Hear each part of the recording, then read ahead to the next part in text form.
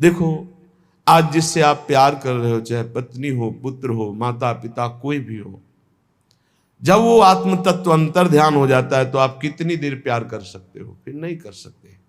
चाहे कोई भी हो, चाहे जितना पूज्य जन हो, जहां वो आत्मस्वरूप अंतर्हित हुआ, बस उस शरीर से हम अपना नाता तोड़ देते हैं। इसका मतलब हम नाता शरीर से पहले भी नहीं रख रहे थे, हम उसी तत्व से रख रहे थे, पर हमारा ज्ञान उधर गया नहीं, शरीर तक ही सीमित रहा, इसलिए हमारी दुर्गति हो गई। सारा सार विचार नहीं श्रुति समृति ते ही। सार असार का विवेक नहीं है, क्योंकि सत्संग नहीं हुआ। शास्त्र सम्मत, स्मृति सम्मत जो सत्संग है वो हमें प्राप्त नहीं हुआ, इसलिए विवेक नहीं हुआ। और विवेक ही सार और असार, इसका निर्णय कर पाता है विवेक। बुद्धि तो सबके है, लेकिन विवेकवान कोई कोई होता है। विवेक का परिचय सार वस्तु पर जाता है। सार क्या है? आत्म तत्व, श्री भगवान। बोले जो शरीर आसक्त है, शरीर के भोगों में, शरीर चिंतन में, शरीर संबंधियों में ही राजी खुशी उसी में मन लगाए है, तो बोले तीन ही न भगवत मिले देह मानत जे देही। जो अपने को देह मानते हैं उन्हें कभी भगवत साक्षात्कार नहीं होता।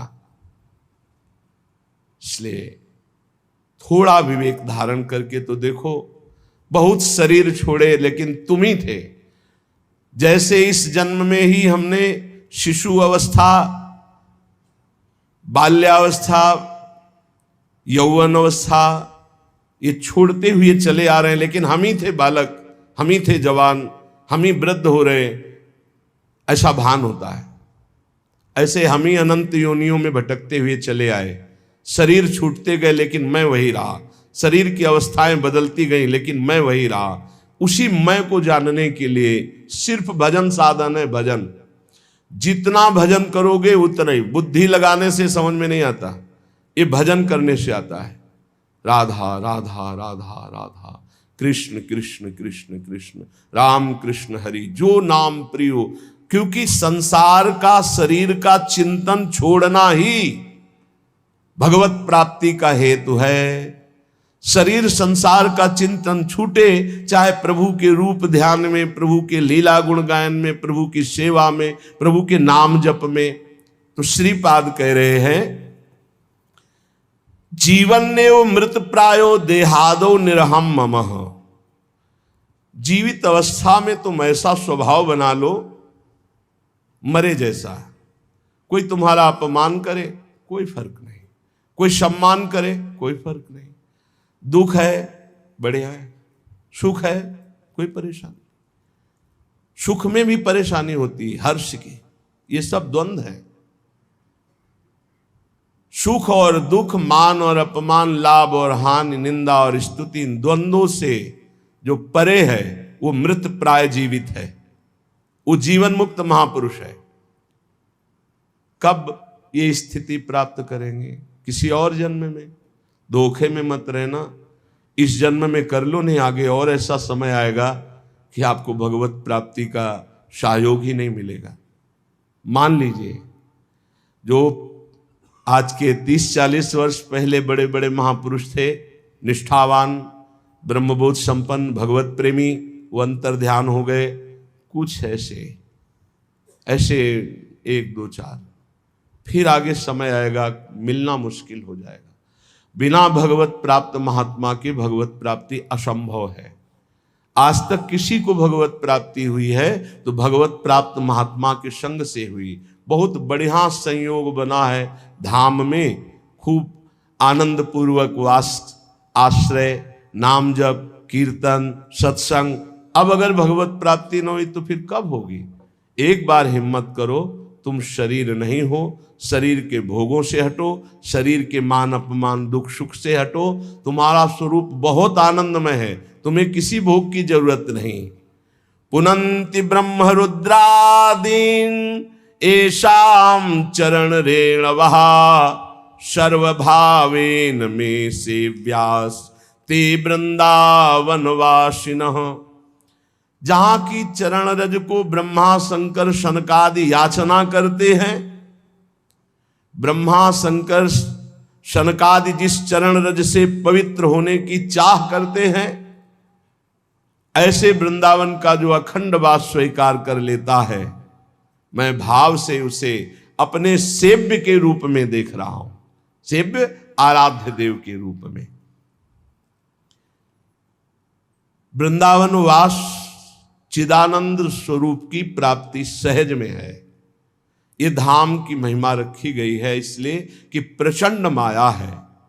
साधना करके माया को परास्त करके निकल जाना, ये तो केवल भगवान की कृपा पात्र की ही सामर्थ्य, दूसरे की सामर्थ्य नहीं। विश्वास कीजिए, एक क्षण में मन ऐसा पलटी मार जाता है कि जिसे समझा जाता है कि बहुत बैरागी है, जीवन में वैराग्य प्रधान है, वही भोगी हो जाता है, वही रागी हो जाता है। एक क्षण में पलटी मार जाता है मन। मन पर कभी विश्वास न करे। ये धाम का जो आश्रय है, धाम का जो वास है, ये भगवत प्राप्ति कराता है। गुरु चरणों का जो आश्रय है, प्रिया प्रीतम के चरणों की जो ठसक है, ये भक्ति ये ऐसी परम पावन प्रेममयी भक्ति प्रकाशित होती है जिससे देह भाव रहते हुए भी भगवत प्राप्ति हो जाती है। देखो, अजामिल का देह भाव छूटा था क्या? वो तो नारायण बोला पुत्र के बहाने, हुई ना भगवत प्राप्ति। ऐसे ही हम देह भाव युक्त हैं, पर राधा राधा राधा राधा बोलेंगे, निश्चित भगवत प्राप्ति हो जाएगी। ये नाम की महिमा है, ये धाम की महिमा है। पर इसमें है कि जो दुख सुख आवे, शिकायत मत करो प्रभु से। हम ये देखते हैं कि अपने लोगों की भक्ति स्वार्थी भक्ति है। अनुकूलता में तो हम भगवान को भी मानते हैं, गुरु को भी मानते हैं, जय जयकार करते हैं, और प्रतिकूलता उनकी तरफ से नहीं, आपकी मानी हुई प्रतिकूलता है। प्रतिकूलता हुई तो भाव बदल गया, संसारिक भाव आ गया, भगवान के प्रति अश्रद्धा हो गई, गुरु के वचनों में अश्रद्धा। ऐसा नहीं होना चाहिए। नहीं, देखो, भगवान ब्रह्मा जी जिनके दरबार में स्वयं वेद हाथ जोड़े खड़े रहते, वो सिद्धांत का वर्णन करते स्तुति में कह रहे कि तत्तेनुकंपाम, ये बड़ा अमृतमय श्लोक है और यही जीवन है, यही जीवन है। हर कष्ट शरीर के सहने की सामर्थ्य इसी भावना में होती है। ये बहुत अमृत है, इसको धारण कर लो, इसी से चैन से जी सकते हो। शरीर तो विविध प्रकार के क्लेशों का घर है। तत्तेनुकंपाम सुस्मीक्षमाणो भुंजान एवात्मकृतं विपाकम हृद्वार वपुर्भिर्विदधन् नमस्ते जीवेत यो मुक्ति पदे सदाय भाग। ये अमृत में श्लोक है। कह रहे हैं जो उपासक भारी कष्ट की स्थिति है, पर हर समय बड़ी कृपा है, बड़ी कृपा है, श्री जी की बड़ी कृपा है। तत्तेनुकंपाम सुस्मीक्षमाणो, हर समय देखता है, बड़ी कृपा है। और सच्ची कहते हैं बड़ी कृपा है। कष्ट में बहुत कृपा है, अनुभव करो। तुम शरीर में अपनापन करके प्रभु से विमुख हो, इसलिए लगता है क्या कष्ट में कृपा हो सकती है? नहीं, बहुत कृपा है। ये वही जानता है जो भगवान की शरण में है।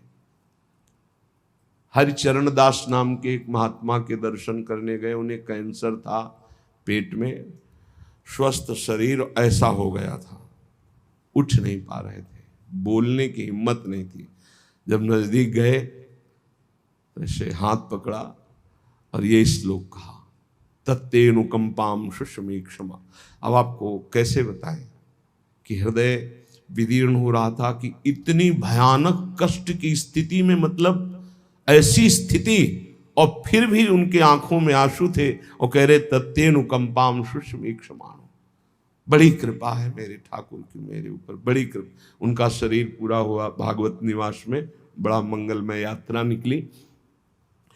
जो क्षण क्षण पर इष्ट की बड़ी कृपा है, बड़ी कृपा है, गुरुदेव की बड़ी कृपा है, आराध्य देव की बड़ी कृपा, ऐसा अनुभव करता रहता है।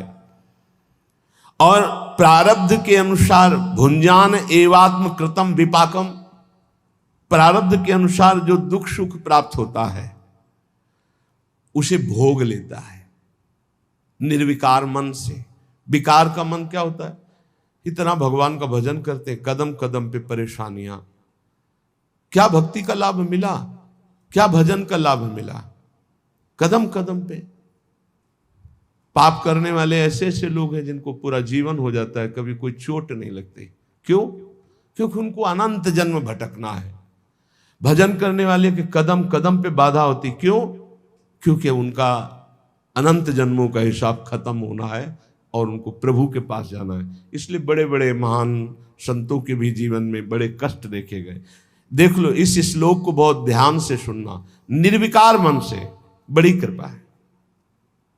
चाहे हम जिनको प्यार करते हैं वो हमें दुत्कार दें, तिरस्कार करें, हमारी तरफ देखें ना, पर हम उनकी बड़ी कृपा मनाएं, तो वो अंतर्यामी, वो अंदर से जब देखते हैं ना कि अरे ये तो टूटने वाला नहीं, फिर जो बरसते हैं फिर निहाल कर देते हैं। इस सिद्धांत को समझ लीजिए। तत्तेनुकंपाम सुस्मीक्षम, बड़े महाभागवत होते हैं जो ये बात, बड़ी कृपा है, हर बात में बड़ी कृपा है। श्री जी की बड़ी कृपा है, बहुत कृपा है। कैसे हो? बड़ी कृपा है, अंदर से अपने निकलता रहे, बड़ी कृपा है, बड़ी कृपा है। जो क्षण क्षण में उत्सुकता पूर्वक कष्ट में बोलता रहता है, बड़ी कृपा है श्री जी की, बहुत कृपा है। तो बोले बनावटी क्या बोले, कष्ट शरीर में, वो कह रहे बड़ी कृपा है। नहीं, आप श्री जी के हुए नहीं इसलिए आपको ऐसा लग रहा है। नहीं, आप जब देखोगे ना तो जैसे बाहर आग लगी हो और अंदर एसी रूम में आप ऐसे बैठे हो जहां आग का प्रवेश ही नहीं, तो आप क्या बोलोगे? बड़ी कृपा है। क्योंकि बाहर आग तुम्हें दिखाई दे रही, अंदर का वो आनंद रूम नहीं दिखाई दे रहा, जिसमें कहीं किंचन मात्र कोई शोक, कोई दर्द, कोई क्षोभ, कोई चिंता नहीं है, किंचन मात्र नहीं। ये तब होता है जब प्रभु के सिवा अपना कोई नहीं होता, तब ये रूम मिलता है। यही है, हृदय में ही है एक ऐसा रूम जिसमें किसी भी द्वंद्व का स्पर्श नहीं होता, मृत्यु का भी प्रवेश नहीं। नैनम छिन्नन्त शस्त्राणि नैनम दहति पावकः न चैनम क्लेदन्त्यापो न शोष्यति मारुता।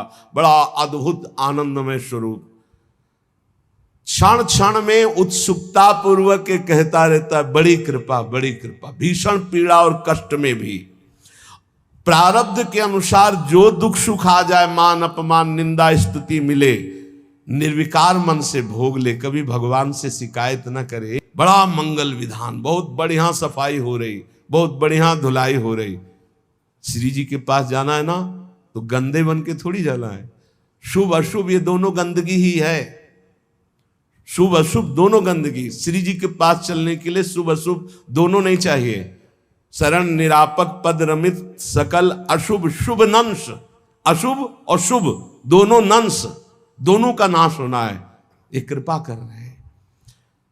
बोले जो प्रेम पूर्ण हृदय गदगद वाणी और पुलकित शरीर से बार बार शरणागत होते हुए भी शरणागत होता है, हे नाथ मैं आपकी, आप जैसा कोई कृपालु नहीं प्रभु, आप बहुत करुणामय, बड़े कृपालु। बोले जैसे पिता की प्रॉपर्टी संपत्ति पर पुत्र का अधिकार हो जाता है, ऐसे उस भक्त का अधिकार भगवत प्राप्ति पर, भगवान पर हो जाता, परम पद का अधिकारी हो जाता है। वो भगवान पर अधिकार कर लेता है, जो हर क्षण कृपा का अनुभव करते हुए दुख सुख को सह लेता है। शिकवा शिकायत नहीं, ये नहीं, ये इस मार्ग में नहीं। एक बार हिम्मत कर लो, निकल चलो। सच्ची मानिए, भगवान के आश्रय से, भगवान की कृपा का अनुभव करने वाले को जो पद मिलता है वो किसी और साधना से नहीं मिलता है।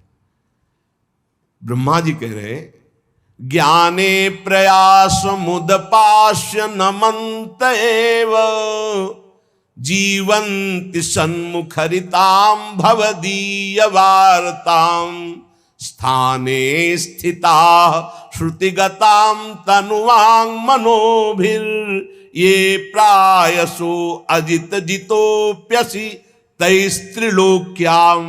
आहा, जो लोग ज्ञान के लिए प्रयत्न ना करके जहां हैं वहीं स्थित होकर सत्संग करते हैं, केवल सन्मुखरिताम भवदीय वार्ताम, भगवत प्रेमी महात्माओं के द्वारा गाई हुई जो भगवत चर्चा है, भगवत सिद्धांत है, ये जो सुनते रहते हैं कानों से, ज्ञान का कोई साधन नहीं करते, कोई प्रयास नहीं करते, शरीर वाणी और मन से विनयावनत होकर के, बड़ी कृपा है। हमारा जीवन ही है सत्संग, बड़ी कृपा है, भगवान हमें सत्संग दे रहे। तो बोले यद्यपि आपको अजित कहा गया है, त्रिभुवन में कोई आप पर विजय नहीं प्राप्त कर सकता, पर हे अजित वो आपको जीत लेता है, वो आप पर विजय प्राप्त कर लेता है, आप उसके अधीन हो जाते हैं। किसके? जो ज्ञान के लिए प्रयत्न ना करके जहां है आसपास, जहां सत्संग मिलता हो, जाकर सत्संग सुने, भगवत प्रेमी महात्माओं के द्वारा गाई हुई भगवान की लीला कथा, सुंदर सिद्धांत, इनको सुनते हुए शरीर से, वाणी से, मन से अहंकार रहित होकर विनयावनत। तो बोले प्रभु यद्यपि आप अजित हैं, त्रिलोकी में कोई आप पर विजय प्राप्त नहीं कर सकता, पर हे अजित वो आपको जीत लेता है, वो आप पर विजय प्राप्त कर लेता है। श्रेया श्रुतिम भक्ति मुदश्चिते विभो क्लिश्यन्ति ये केवल बोध लब्धये तेषामसौ क्लेशल एव शिष्यते नान्यद यथा स्थूल तुषावघातिनाम। परम कल्याण का स्वरूप क्या है? श्रेयः श्रुतिम भक्ति मुदश्चिते विभो, आपकी भक्ति परम कल्याण का मूल स्रोत है। अगर प्रभु की भक्ति नहीं करता, केवल ज्ञान की प्राप्ति के लिए प्रयास करता है, तो भगवान ब्रह्मा जी बोल रहे, बोले उनके हाथ में श्रम लगता है, वो परिणाम में केवल क्लेश पाते हैं, क्लेश ही क्लेश हाथ लगता है। कैसे? बोले जैसे थोथी भूसी, जो धान होता है उसका चावल निकल गया तो जो बचता है उसे भूसी कहते हैं। भूसी कूटने वाले को केवल श्रम ही श्रम हाथ लगता है। ऐसे जो भगवान की भक्ति नहीं करता, नाम जप नहीं करता, भगवत आराधना का विरोधी भाव रखता है, तो चाहे जितना ज्ञान बघार ले, उसके हाथ में क्लेश ही क्लेश, श्रम ही श्रम रहेगा, वो जीवन मुक्त नहीं हो पाएगा। क्योंकि बोध होता है इष्ट कृपा, गुरु कृपा से। हे अच्युत, इस लोक में पहले बहुत से योगी हो गए हैं, ब्रह्मा जी ने देखा, क्योंकि उन्होंने सृष्टि रची है। और जब बहुत साधनाएं करके हार गए और देखा कि परमानंद की प्राप्ति नहीं हुई, तब उनको एक उपाय सूझा। लौकिक और वैदिक समस्त कर्म आपके चरणों में समर्पित कर दिए और आपकी लीला कथा नाम गुणगान में लग गए। जो ही लीला कथा नाम गुणगान में लगे, भक्ति का स्वरूप जागृत हुआ, तो उन्होंने परम पद की प्राप्ति कर ली। सार बात भगवान की शरण में होकर नाम जप करते हुए, सत्संग सुनते हुए, लीला गुण गायन करते हुए, हर क्षण चाहे जैसा दुख सुख की परिस्थिति हो, भगवान की बड़ी कृपा है, ऐसा मनाते रहने वाले को ऐसे परम पद प्राप्त हो जाता है जैसे पिता की प्रॉपर्टी पर, संपत्ति पर पुत्र का स्वतः अधिकार हो जाता है। भगवान, कितने आश्चर्य की बात है कि आप हैं अपने, आप ही अपने हैं, हमारी आत्मा है, पर लोग शरीरों को अपना मान रहे हैं और आपको पराया मान रहे हैं। आप देखो, हृदय से देखो, भगवान कोई पराये से लग रहे हैं। अपनेपन की पहचान क्या होती है? जब हम कहीं भी जाते हैं तो जिससे अपनापन होता है उसके लिए सुख की चाह होती है। जैसे हम बाजार गए, कोई अच्छी चीज देखी तो जिससे हमारा अपनापन होगा अधिक, उसकी याद आएगी, ये अमुक वस्तु उसको बहुत प्रिय है, उसको ले चलते हैं। ऐसे हम भगवान के पास भी जाते हैं तो क्या मांगते हैं? जिससे अपनापन होता है उसी को मांगते हैं। हमारा बेटा ऐसा हो जाए, हमारे धन बढ़ जाए, हमारे ये हो जाए वो। इसका मतलब अपनापन धन से है, पुत्र से है, पत्नी से है, संसार से, प्रभु से नहीं। प्रभु, कितने आश्चर्य की बात है कि आप हैं अपनी आत्मा, आप हैं अपने, पर लोग आपको पराया मानते हैं, शरीर और शरीर संबंधियों को अपना मानते हैं। और कोई नहीं हुआ, कभी नहीं हुआ हमारा। कितने जन्म व्यतीत हो गए, अब ऐसे ये भी जन्म व्यतीत हो रहा है प्रभु को अपना मानने के लिए। अभी कल्या परसों एक प्रश्नकर्ता ने प्रश्न किया कि जब भगवान हमारी बात नहीं सुनते हैं तो हमें भगवान पर विश्वास नहीं रहता, अश्रद्धा हो जाती है। भगवान हमारी बात नहीं सुनते। पूरी सृष्टि में अगर तुम्हें कुछ भी चाहिए तो तुम्हारे पास तप होना चाहिए, भजन होना चाहिए, पेमेंट है। भगवान पे श्रद्धा करने की बात मुक्ति के लिए, परम पद के लिए, कामनाओं की पूर्ति के लिए तुम्हारे पास तप होना चाहिए। ब्रह्मा जी ने करदम जी को कहा, हमारी आज्ञा है जाओ सृष्टि का विस्तार करो। तो उनका सृष्टि के विस्तार के लिए तो पत्नी चाहिए। मन में सोचा अब मुझे पत्नी कैसे मिलेगी? तो ये नहीं कहा हे भगवान सुंदर पत्नी दे दो, नहीं, 10,000 वर्ष तक तपस्या की। फिर भगवान प्रकट हुए, कहा हमें सुंदर पत्नी चाहिए। बोले विश्व की सर्वश्रेष्ठ सुंदरी और महान धर्मयुक्त महाराज मनुष्य रूपा से प्रकट हुई श्री देहूति जी। ऐसे थोड़ी कि तप न करो, व्रत न करो, भजन न करो, हे भगवान मुझे ये दे दो। ऐसे ऐसे पूरी सृष्टि श्री भगवान की है। भगवान को चाहोगे कि भगवान मुझे मिल जाओ तो वो कृपा करके भजन देंगे, वो आगे बढ़ जाओ। संसार की वस्तु चाहनी, तुम्हारे पास तप होना चाहिए, पुण्य होना चाहिए। अगर नहीं है तो तुम्हारे श्रद्धा करने से वहां कोई फर्क नहीं पड़ता। खुली बात समझ लीजिए। तुम्हें अपनी कामना पूर्ति करनी तो सांगो पांग उतना तप, उतना भजन, उतना साधन होना चाहिए। नहीं है तो केवल अगरबत्ती लगाने से नहीं चल जाएगा। एक अगरबत्ती लगाओगे तो एक अगरबत्ती की पैकेट की व्यवस्था कर देंगे, एक पैकेट लगाओगे तो 100 पैकेट की व्यवस्था कर देंगे, 1 रुपया चढ़ाओगे तो 1 लाख की व्यवस्था कर देंगे। इतने धनी हैं। पर उसमें भी अपराध न बने तो, अपराध बन गया तो और हानि हो जाएगी। मान लो मंदिर गए, आपका दोष दर्शन हो गया, किसी की निंदा कर दी, सांगो पांग अनुष्ठान पूर्ण होने पर तब कामना की पूर्ति होती है।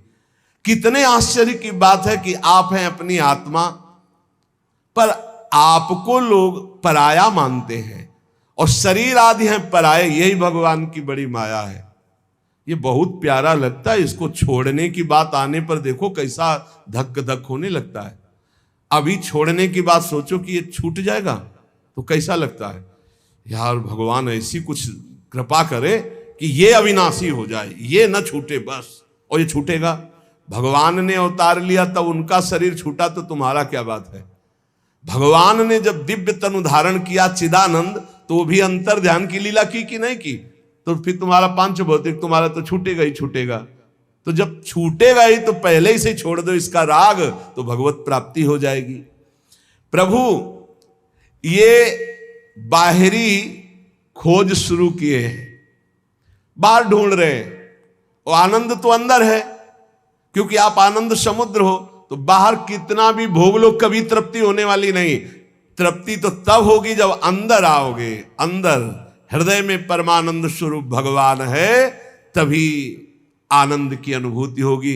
तभी जैसे गोस्वामी तुलसीदास जी कह रहे, जाकी कृपा लवलेश ते मति मंद तुलसी दास हु, पायो परम विश्राम राम समान प्रभु नाही कहूं। प्रभु जब आपका कोई निरंतर भजन करने का प्रयास करता है तो आप उसके हृदय में स्फुरित होने लगते हैं। आप देखना, आप जितना भजन करते हैं तो कभी कभी आपके भावनात्मक छवि आती है, श्री जी की, लालजू की, प्रभु की। आप जैसे उपासक हैं, जिस कोटि का भजन है उस कोटि की झांकी आएगी। कल्पनात्मक जिसे आप कहते हैं, वो है भावनात्मक, अचानक आती है, वही आकर्षण होता है। जितना भजन करेंगे उतने ही प्रभु नजदीक आते चले जाएंगे। वो कल्पना नहीं है, जो प्रभु आते हैं वो आते हैं, पक्की बात मानना। जैसे आपके भाव में दिखाई दे रहा है ललित त्रिभंगी लालजू प्रियाजू, जैसा भाव बन पा रहा है, बहुत थोड़ा थोड़ा दिखाई दे रहा है, तो वो थोड़ा थोड़ा भजन है, इसलिए उतना झलक रहे। और भजन बढ़ाओ, स्पष्ट दिखने लगेंगे, जैसे हम आपको देख रहे हैं, आप हमें देख रहे हैं, ऐसे प्रभु दिखने लगेंगे। आप भजन बढ़ाओ। प्रभु ये अज्ञान कल्पित जगत है, इसका नाश होने में देर नहीं लगती। नाम जप करो, नाम जप। उमा कहूं मैं अनुभव अपना, सत हरि भजन जगत सब सपना। बहुत धोखे में फंसे हो प्यारे, ये सीधा नरक है। ये ऐसी कष्ट, ऐसी समस्याएं, और भोगना उसको पड़ रहा है जीव को, और बिल्कुल अलग है, कोई कष्ट उसे नहीं, पर ममता के कारण भोगना पड़ रहा है। यही भक्ति ज्ञान के द्वारा हम ममता का त्याग कर देते हैं तो जीवन मुक्त हो जाते हैं, परमानंद में डूब जाते हैं। प्रभु आप अपने युगल चरणारविंद का कृपा प्रसाद देकर हमें अनुग्रहित कीजिए। प्रभु के चरणों में जितना चित्त जोड़ते जाओगे उतने ही समस्त दुखों से आप मुक्त होते चले जाओगे। प्रभु को भूलकर जितना भोगों में फंसते जाओगे उतने ही दुख भोगते चले जाओगे।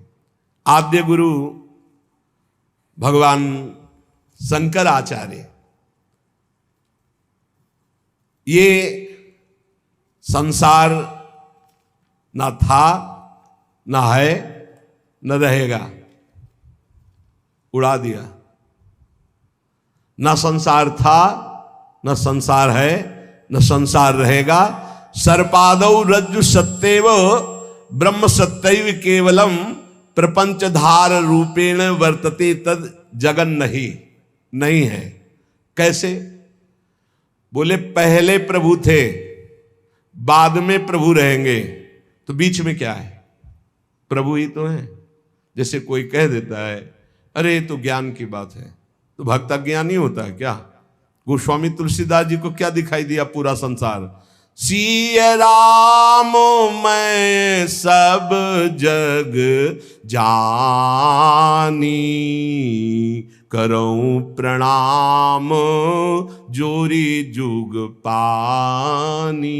अपने को बहुत बड़े भक्त हम कहते हैं, हमें क्या दिखाई देता है? स्त्री पुरुष, अच्छा बुरा नहीं है ये नहीं है। क्या है? गोपी जन के जित देखूं तित श्याम मई है। गोपी जन देख रही, जिधर देखो उधर श्याम सुंदर, श्याम सुंदर। मत्ता पर तरम नान्यत किंचिदस्ति धनंजय। तो आद्य गुरु कह रहे हैं कि यदि आपकी दृष्टि में नानात्व तो दिखाई दे रहा है, स्त्री पुरुष अच्छा बुरा, ये नहीं है, ये पहले भी नहीं था, बाद में भी नहीं रहेगा, तो बीच में भी भास रहा है नहीं। पहले भी ब्रह्म ही था, भगवान ही थे, बाद में ही भगवान रहे, तो बीच में सब कुछ भगवान। सच्ची मान लो, सब कुछ हम जिसे देख रहे हो भगवान ही है। केवल हमारी दृष्टि दूषित है तो हमें स्त्री पुरुष दिखाई दे, वो भगवान ही खेल रहा है इन सब रूपों में। जैसे कहा जाता है शरीर मिथ्या है, बिल्कुल मिथ्या नहीं है यार, कोई मिथ्या नहीं, कुछ मिथ्या नहीं। कैसे? ज्यों का त्यों। पंचभूत भी भगवान है ना, आप पढ़ के देखो विभूतियों में, तो ये पंचभूतों का ढांचा भी तो साक्षात भगवान ही है, सब रूपों में भगवान है। देखो दो पद्धति से ज्ञान प्राप्त किया जाता है भगवान का, अन्वय और व्यतिरेक। व्यतिरेक पहले ये नहीं क्योंकि हमारा राग है, और अन्वय ये है। और जब बोध होता है तो सर्वम खलमिदम ब्रह्म ने नानास्ति किंचन, सब कुछ प्रभु ही है। प्रभु कितना आनंद है, हम प्रभु से बात कर रहे हैं, हम प्रभु को देख रहे हैं। मेरे प्रभु इन रूपों में विराजमान, हर समय भक्त को परमानंद की प्राप्ति होती है। बोले तुम्हें कभी कोई दुख छू नहीं सकता। जैसे एक घड़ा रखा हुआ है, उसमें जल भरा है और उसमें सूर्य का प्रतिबिंब पड़ रहा है, डंडे से घड़े को फोड़ दिया गया तो सूर्य पर का कोई प्रभाव पड़ेगा क्या? ऐसे ही तुम हो। ये घड़ा है शरीर, माया रूपी जल भरा हुआ है और इसमें आत्मस्वरूप का प्रतिबिंब पड़ रहा है। इसे तिल तिल काट दिया जाए तो भी आप में कोई फर्क नहीं पड़ेगा। इसमें ममता होने के कारण दुख पड़ रहा। सच्ची सब दुख की जड़ ये शरीर से प्यार होना है। दुख की जड़ शरीर से प्यार होना। करे घटावभास को भानुर घटना से न नश्यंती, देहावभास कहा साक्षी देहना से न नश्यति। देह के नाश होने पर भी अपना कोई भी नाश नहीं होता, अपने में कोई फर्क नहीं पड़ता। बस कमरा छोड़ा दूसरे कमरे में पहुंच गए।